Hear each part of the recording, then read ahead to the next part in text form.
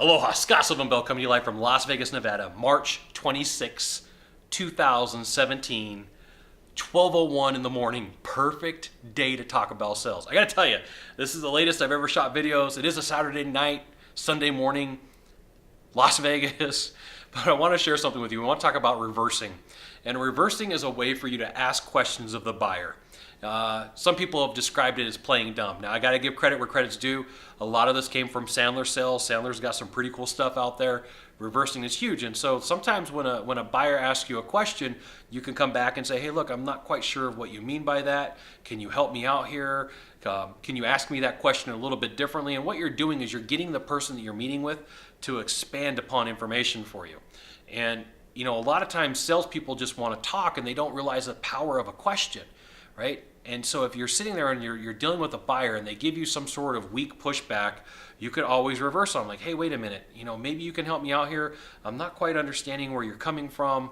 Just think about what are ways that you can slow down the sales process and ask a question and play dumb, right? And you know, there's a lot of vocal pitch.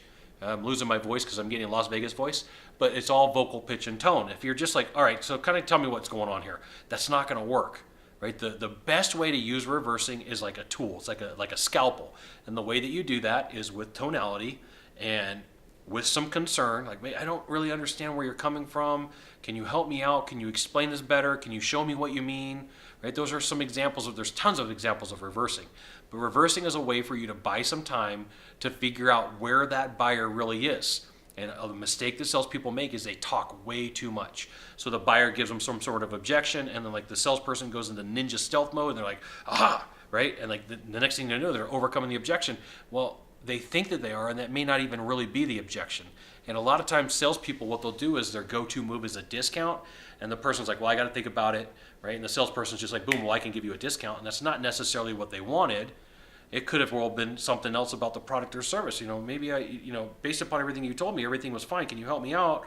What's going on? You liked the product earlier. What's not good right now, right? There's just tons of different ways for you to ask for a reverse. Reversing is a way for you to essentially play dumb, buy some time, and figure out what that buyer's saying. Now, once again, I did not invent this. My name's Scott. I didn't invent this. A lot of this comes from Sandler Sales. They got really cool stuff.